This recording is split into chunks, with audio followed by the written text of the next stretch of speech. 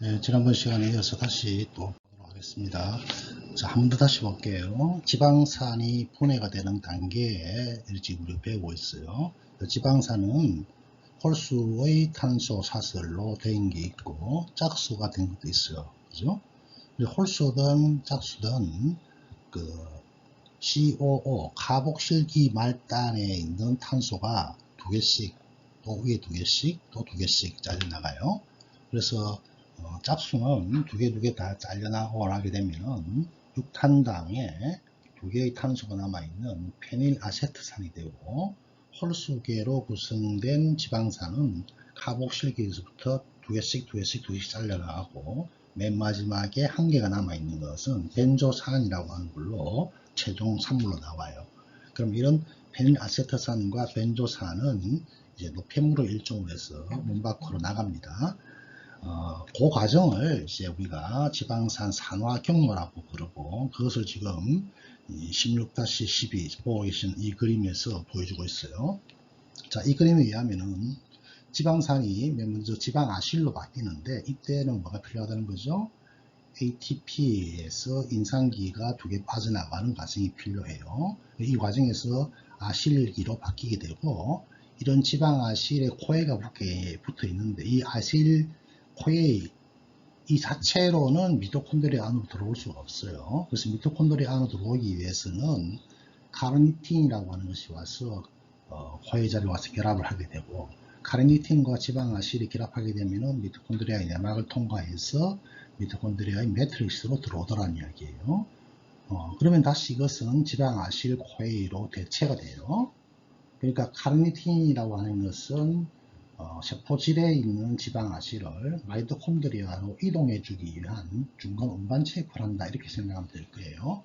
자, 그러면은 마이토콘드리아의 매트릭스에 들어온 지방아실이 분해가 되는데 이 분해가 되는 단계를 우리가 베타산화라 그러고 이 과정은 어떻게 된다? 카복실기에 있는 탄소가 두 개씩 잘라지는 과정이에요. 그래서 두 개가 잘라지는 과정을 1, 2, 3, 4의 과정을 거쳐서 자른다는 이야기예요. 첫 번째는 지방아실에 있는 H가 두 개가 빠져나오게 되겠고 그 다음 물 한 분자가 들어가고 또 H가 하나 빠져나오고 그 사이에 아세틸코에가 빠져나가고 아세틸코에에 빠져나감으로 해서 코에가 하나 사라지죠. 그 자리를 다시 코에기가 가서 붙어 있어 다시 지방아실 코에가 돼요. 그럼 한번 이 과정을 거치면 탄소 두 개가 짧아졌겠죠. 그래서 두 개의 탄소 길이만큼 작은 데 있죠. 이건 다시 베타산화를 거치서 또 두 개 잘라내고 또 두 개 잘라내고 또 두 개 잘라내는 거예요. 그럼 맨 마지막에 이제 뭐 짝수 탄소라면은 페닐아세트산이 남겠고 홀수 탄소라면은 벤조산이 남겠죠. 그 과정을 다시 한 번 더 이어보도록 하겠습니다. 좀 복잡합니다. 자, 오른쪽에 503페이지에 2번요. 지방산 활성화와 마이토콘드리아의 이동, 조금 전에 봤던 내용을 다시 한 번 더 언급을 하고 있습니다. 지방산은 세 개의 과정을 통해서 세포질에서 생성이 됩니다. 신생 생합성이라든지 세포 내에 저장되어 있는 트리아실 글리세롤의 가수분해, 그 다음에 지방 저장소로부터 다른 곳으로의 지방산의 이동, 이런 과정을 통해서 세포질에 생성이 된다는 거죠. 이 지방산들은 산화를 위해서 마이토콘드리아의 매트릭스로 이동해야 됩니다. 내막은 이 표현이 맞겠죠. 내막은 긴 사설의 유리지방산들과 아실코에의 침투를 허용하지 않기 때문에 특별한 이동 시스템이 작동을 해야 된다. 이제 우리가 예상할 수 있겠죠. 이러한 이동 시스템은 베타산화의 경로를 시작하기 위한, 베타산화 미토콘드리아에서 일어나는 거예요. 베타산화 경로를 시작하기 위한 대사적 활성화와 밀접히 연결되어서 작동이 된다. 탄소가 10개 이하의 지방산들은 간단히 미토콘드리아 내막을 통과하기 때문에 특별한 이동 시스템을 필요로 하지 않는다. 즉 다시 말해서 조금 전에 봤던 그림 16.12 이거는 10개 미만짜리는 이런 이동 시스템이 필요하지 않는다는 거예요. 짧은 사슬, 중간 사슬, 긴 사슬의 지방산에 따라서 아실코에 합성 효소는 자, 아실코에를 붙여주는 데 관여하는 거였어요. 지방아실 디오에스테르와 코에이의 결합을 촉진을 시키게 됩니다. 자, 밑에 있는 그림 보면은요, 지방산이 하나 있어요. 이제 R이 붙어 있죠. 이 R이 이제 홀수도 될 수가 있고, 뭐 짝수가 될 수 있겠죠. 여기 이제 ATP가 필요로 하고, 코에이가 필요합니다. 이때 이제 필요한 효소가 아실 코에 합성 효소가 되겠고, 그에 의해서 만들어지는 것이 지방아실 티오에스테르라고 하는 이름을 붙여주네요. 그러면 ATP에서 인산기의 두 개가 빠져나가고 해서 AMP가 남아있는 그러한 과정입니다. 오른쪽으로 가세요. 이러한 지방산 산화를 시작하는데 주요 역할을 하는 긴 사슬 효소는 10개에서 20개의 탄소 사슬 길이의 지방산에 작용합니다. 짧은 건 바로 들어간다 그랬어요. 중간 사슬 효소는 4개에서 12개의 사슬에 작용하고요. 짧은 사슬 효소는 아세트산과 프로피온산을 선호한다. 이거는 우리가 509페이지에 있으니까, 509페이지 있으니까 다시 한번 봐주기 바랍니다. 자, 긴 사슬 합성 효소는 막과 결합되어 있으며 소포체와 미토콘드리아 외막에서 찾아볼 수 있다. 짧은 사슬과 중간 사슬 효소들은 주로 미토콘드리아와 매트릭스에 있다. 이건 바로 들어오기 때문에 이 효소 자체는 미토콘드리아 안쪽에 있다는 이야기예요. 아래에서 네 번째 줄 볼까요? 다섯 번째 줄요. 아실코의 합성 효소는 ATP 절단을 포함한, 자, ATP에서 인산기 두 개가 빠져나간다 이야기했죠. 그걸 이제 ATP 절단이라고 표현하고 있어요. ATP 절단을 포함한 두 단계의 경로를 걸쳐서 작용하며 에너지 흡수성의 디오에스테르 생성을 촉진한다. 위에 있는 그림 16.3을 봐주기 바랍니다. 자, 16.3 피그리전드 보니까 아실코의 합성효소 반응의 기전이라고 되어 있어요. 제일 위에 봅시다. 자, 제일 위에 그 지방산이 하나 있어요. 칼복실기 COO가 있고요. 그 다음에 R그룹이 있고 CH2가 있어요. 이제 R그룹에도 탄소가 쫙 연결되어 있겠죠. 여기에 ATP, 자, 밑에 보니까 ATP 아데노산이라고 되어 있고요. 그 다음 인산기가 하나, 둘, 세 개가 붙어 있어요. 하나, 둘, 세 개가 붙어 있는데, 그 인산기 세 개 중에서 두 개가 잘려나가고, 한 개의 인산기가 카복실기의 끝부분에 와서 붙어 있는 것을 보여주고 있습니다. 자, 인산기. 여기서 말하는 인산기는 ATP에 있는 인산기예요. 두 개의 인산기가 절단이 되면서 남아있는 한 개의 인산기가 어디로 온다? 카복실기 말단에 붙게 됩니다. 이걸 갖다 우리가 뭐라 한다? 지방아실 아데닐산 이렇게 이야기합니다. 여기에 뭐 와서 붙는 거예요? 여기에 코에이 HS가 와서 붙는다는 거죠. 그래서 결론적으로는 ATP가 AMP로 빠져나가고 지방아실 코에이가 생기는 과정입니다. 피그리전들 다시 한번 봅시다. 이 그림은 활성화된 지방아실 아데닐산 가역적 생성이네요. 가역적이에요. 코에이 SH디올 황의 활성화된 카복실기의 친핵성 공격, 친핵성 공격 이런 말을 생략하고요. 그래서 전체 반응으로 지방아실 코에이를 생성하는 유기 비가역적, 자, 비가역적이고요. 파이로포스파타제, 파이로는 뭐죠? 인산기가 두 개 있는 그것을 잘라주는 이런 뜻이에요. 인산기 두 개 있는 거 우리가 파이로인산 이렇게 이야기했죠. 그죠? 그 과정을 포함한다는 이런 이야기입니다. 와서 다시 503페이지 맨 아래쪽 두 번째요. 그래서 첫 번째 카복실기가 ATP에 의해서 활성화되면 그 다음에 어떻게 되죠? 지방아실 아데닐산을 생성하게 되고 그와 동시에 인산기가 두 개 붙어 있는 파이로인산을 방출하게 되고요. 그 다음에 활성화된 카복실기가 친핵성을 띠고 있는 코에이의 디올기로부터 공격당하며 결합한다는 뜻이에요. 그래서 AMP를 제거하고 지방아실 코에이를 만들게 된다는 것입니다. 이 반응은 이제 비가역적이라는 뜻이고요. 아래 간단한 식이 있고 간단한 식 아래 두 번째 줄 봅시다. 자, ATP가 ADP보다는 AMP로 가수 분해되기 때문에 각 지방산의 활성화는 두 개의 ATP를 필요로 하는 개념이 돼요. ADP의 개념에서 나와서 그렇다는 거예요. 그 다음에 긴 사슬 지방아실 코에이는 미토콘드리아 외막에서 생성이 되는데요. 그것을 그림 16.4에서 보여주고 있어요. 따라서 이들이 산화되기 위해서는 미토콘드리아 내막을 통과해야 됩니다. 이 이동을 위해서는 지방아실 부분이 운반체, 아까 우리가 어떤 거였죠? 카르니틴이었어요. 그죠? 카르니틴으로 전이되는 단계, 앞에 그림에서 2번에 해당하는 것이고요. 여기에 관여하는 요소가 카르니틴기를 전달해주는 요소, 카르니틴 아실기 전이요소 이렇게 이야기하고, 이것을 우리가 카르니틴 팔미토일 전이효소라고 합니다. 그래서 우리가 CPT1이라고 표현을 해요. 물론 CPT1은 또 CPT2 이런 것들이 또 있습니다. 그럼 이제 세포 내막에 작용하는 것은 2가 되겠고, 외막에 작용하는 것은 CPT1인데요. 여튼 간에 이런 효소, 다시요, 효소 이름 뭐였어요? 카르니틴 아실기 전이효소고, 이것을 우리가 다른 말로 카르니틴 팔미토일 전이효소 CPT 이렇게 이름 붙였어요. 이것에 의해서 촉진이 되며 효소는 미토콘드리아 외막에 있고 효소의 활성 부위는 세포질 쪽을 향한다. 자, 그 다음에 옆에 있는 그림 16.4를 봐주세요. 좀 복잡합니다. 자, 거기 보니까 CPT1이 있고요. 또 내막 쪽에는 CPT2가 있어요. 자, 그 그림을 또 자세히 한번 봅시다. 앞에 나왔던 그림이 반복되고 있어요. 긴 아실 지방산에 CoASH, COE가 와서 붙어요.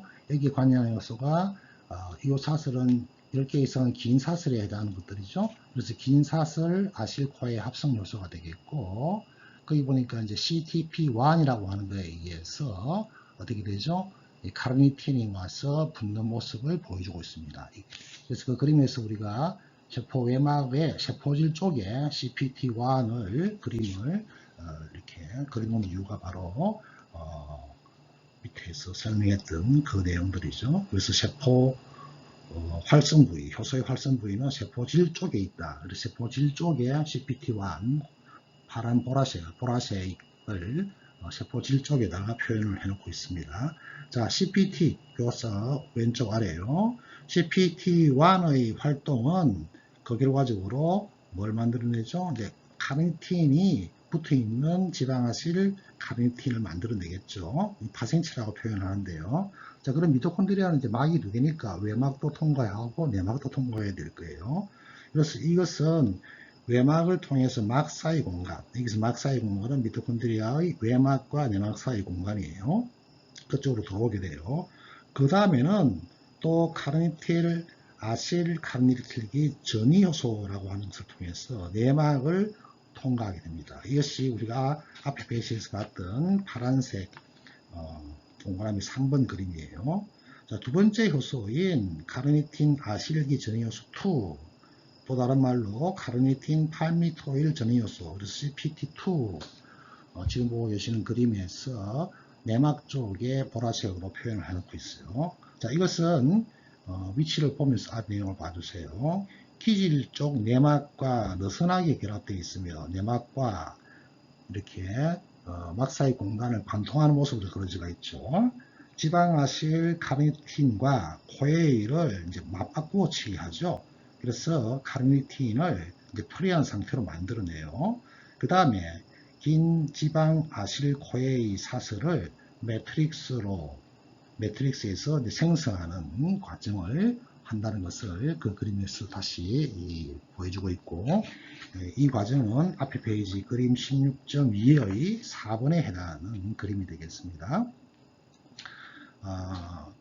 바로 거기에 보니까 지방아실 코에이, 그 다음에 카르니틴이 와서 결합하면서 코에이가 빠져나가고 지방아실 카르니틴이 만들어진 과정을 색깔로 표현을 해서 보여주고 있네요.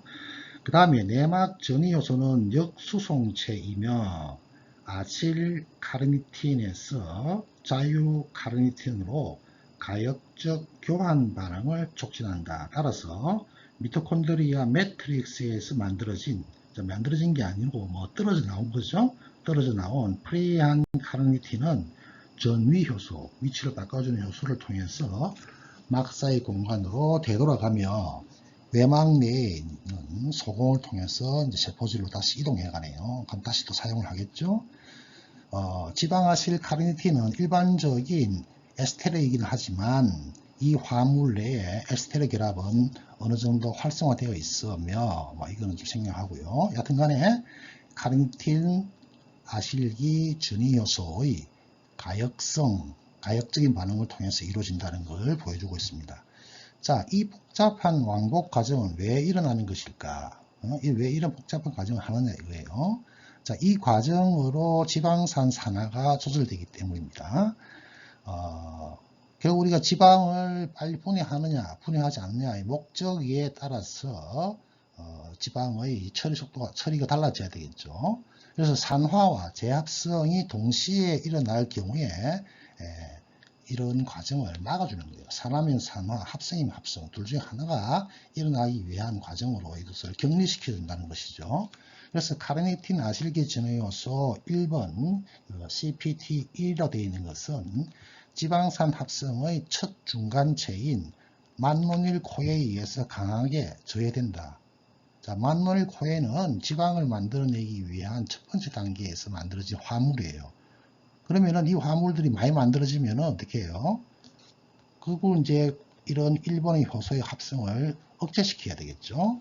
2는 만노닐 코에에 반응하지 않습니다. 그러니까 1이 이제 만노닐 코에에 민감하게 작용하는 저해되는 그 효소가 되겠네요. 또 그뿐 아니라 지방산이 미토콘드리아 안으로 이동하는 단계는 베타 산화 속도를 제한하는 주요 조절 부분이다.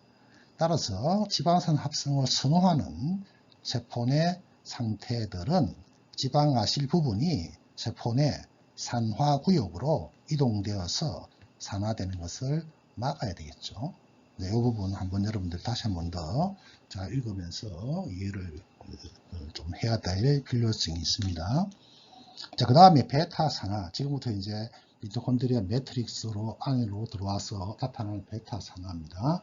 지금 보고 계시는 그림의 아래쪽 그림은 이 카르니틴 효소가 이렇게 왕복 서툴 시스템에 의해서 이동된다는 것을 보여주는 다른 교과서의 그림을 표현해 놓은 것이니까 참고해 주기 바랍니다. 자, 세 번째 베타 산화 경로 쪽으로 갑니다. 좀 복잡합니다. 이 과정도요. 그래서 베타 산화의 경로의 의미가 무엇인지를 여러분들 생각하면서 이걸 한번 봐주세요. 자, 지방아실 코에는 미토콘드리아 매트릭스 내로 이제 도착했어요. 자, 아까 큰 놈이 뭐라 그랬죠? 2개씩 잘린다 그랬어요. 그래서 큰 놈이 예상한 대로 산화가 되는데 지방아실 사슬의 베타 탄소가 여러 단계에 걸쳐서 산화되고 사슬 길이가 2개의 탄소씩 짧아진다 라고 이야기를 하고 있어요. 짧아진다. 그 다음에 두 조각 탄소인 아세틸 코에의 방출은 4개의 반응을 거치게 됩니다. 여기 이제 앞에서 왔던 우리가 파란색 1, 2, 3, 4를 의미합니다. 이것을 이제 그림 16.15에다가 다시 표현을 해놓고 있어요. 자, 이것은 순환 경로입니다. 아까 뭐라 그랬죠? 2개가 잘라지고 나면 다시 이 과정을 또 돌고 또 2개가 잘라지고 또 돈다 그랬어요. 그래서 순환 경로 이렇게 이야기하고 4개의 반응을 거칠 때마다 2개의 탄소가 짧아진 아세틸 코에를 생성한다. 자, 그럼 예를 들어서요. 한번 봅시다. 16개 탄소 지방산으로부터 생성된 한 분자의 팔미토일 코엘 라고 하는 지방산. 이것은 자 16개예요. 16개. 자, 16개니까 2개씩 잘라내면은 몇 번 잘라내야 될까요? 몇 번 잘라내야 될까요? 자, 이건 짝수예요. 짝수는 맨 마지막에 2개는 더 이상 분해가 안 되고 6탄당에 황 구조에 남아있다 그랬어요. 그래서 페닐 아세트하고 나간다 그랬어요. 그러니까 결국은 이것은 7번 산화 반응을 거치겠죠. 결국은 8분자의 아세틸 코에를 방출하게 될 것입니다. 요거 요 부분 이해를 못하면 안 됩니다. 16탄소 같은 경우에는 두 개가 각각 짧아진다. 그래서 결국은 7번의 산화 과정을 거칩니다. 7번 거치면은 두 개씩 나오기 때문에 결국 8분자의 아세트코에를 만들어낸다는 것이죠. 그래서 매 순환당 한 개의 이 탄소 조각을 방출하며 두 번의 전자 산화 환원 반응을 동반한다 이렇게 되어 있네요. 그 다음에 각 순환마다 베타 탄소가 산화되어서 이 경로를 베타 산화라 그러는데, 자, 두 개가 잘려나간 탄소의 그 중에 한 개가 산화된다는 이야기예요. 자, 여기서 베타 산화의 이름이 여기서 나왔습니다. 자, 베타 산화, 알파 산화가 뭔지 다시 한번 봅시다. 그러면은 지금 보고 계시는 그림 16.15 그림 맨 위에도 한번 봐주기 바랍니다. 자, 맨 위에는 보니까 16아실코에라고 되어 있어요. 16아실코에. 여기 이제 팔미토일이죠. 팔미토일 지방산입니다. 피그리즘도 보니까 지방산 베타의 산화적 계열화 되어 있고요. 이 그림에서 16개 탄소의 포화지방아실코에, 이 팔미토일산이죠. 이것은 7번의 순환적 산화를 거쳐서 8분자의 아실코에를 산출하는데 각 단계가 1, 2, 3, 4 이 앞에서 봤던 것을 이제 확대시켜 놓은 거예요. 자, 거기 보니까 아실 C16 탄소가 16개짜리라는 거죠. 아실코에가 있어요. 자, 맨 마지막 말단 앞에 있는 탄소를 우리가 알파 탄소라고 그러고, 그 앞에 있는 것을, 그 다음 것을 베타산화, 베타라 그래요. 그래서 COO, 카복실기에 있는 탄소를 우리가 1번 탄소, 바로 그 앞에 있는 탄소를 2번 탄소, 3번 탄소, 4번 탄소 이렇게 쭉 올라가겠죠. 이 중에서 두 번째 탄소를 알파 탄소라 그러고, 세 번째 탄소를 베타 탄소라 그럽니다. 탄소 이름을 이제 알파, 베타 순서로 붙인 거예요. 자, 그래서 첫 번째 탈수소 반응이 일어난다 그랬어요. 이것이 이제 아실코에의 탈수소화 반응에 의해서 빠져나가는 H2가 빠져나가는 과정이죠. 그래서 만들어진 것을 우리가 트랜스 델타 2 에노일 코에이라고 이야기를 해요. 에노일 코에이라고 이야기를 하고요.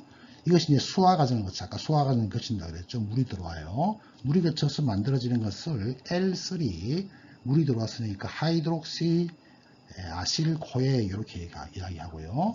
또 한 번 이제 H가 빠져나간다 그랬죠. 거기는 NAD 쪽으로 H가 들어간다 그랬어요. 물론 이 NAD는 나중에 또 ATP를 만들어내는 데 쓰이는 거예요. 그래서 만들어낸 것이 우리가 3 케토아실코에라 그래요. 케토아실코에.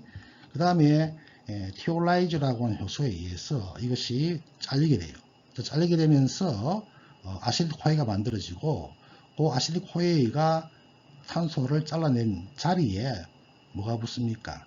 C올기가 여기 코에이가 와서 붙게 돼요. C올기가 코에이 SH가 되겠죠. 그 SH 황이 베타 탄소에 와서 붙는다는 거예요. 알겠죠? 그래서 우리가 알파, 베타라고 이름 붙여진, 자, 제일 위에부터 올라갑시다. 빨간 탄소, 두 번째 탄소를 알파, 세 번째 탄소를 베타라고 해요. 결국 요 사이가 잘린다는 거죠. 요 사이가 잘려서 알파와 베타라고 이름 붙여진 탄소 사이가 잘려져서 아세틸코에가 생기고, 두 개의 탄소가 잘려나간 탄소에는 코에이 SHC올기가 H가 빠져나가면서 황과 결합을 하게 돼요. 그러면 두 분자의 탄소가 빠져나가기 때문에 이것은 C14아실코에가 되는 거예요. 그리고 두 개가 빠져나간 것이 아세틸코에가 되겠죠. 그래서 이거 베타, 두 번째 베타 탄소가 다시 또 6번의 주기를 거쳐서 아세틸코에 7개가 이렇게 만들어진다는 거예요. 그러면은 7개가 만들어진 것은 좀 전에 하나 빠져나온 아실코에와 합쳐서 총 8개가 된다는 거예요. 그래서 이 과정에서 두 개의 탄소가 떨어져 나가고 끝부분에 있는 탄소 이름을 우리가 베타 탄소라고 이름 붙이고, 그것이 다시 산화되기 때문에 이 과정을 베타 산화 이렇게 이야기합니다. 굉장히 좀 복잡하지만은 교과서 내용과 오른쪽에 있는 그림을 거기서 보면 트랜스 델타 이노일 코에라든지 복잡한 구조까지는 여러분들이 다 알 필요는 없지만 왜 이 베타 산화라 그러는지까지는 여러분들이 꼭 이해를 해줘야 되고, 그리고 좀 전에 설명한 것처럼 16개의 탄소 지방산이 결론적으로 8개가 만들어지겠죠. 2개 사라지니까. 이제 그 과정을 여러분들이 이해를 해야 됩니다. 진도가 빨리빨리 안 나가네요. 좀 쉬었다가 다시 하도록 하겠습니다.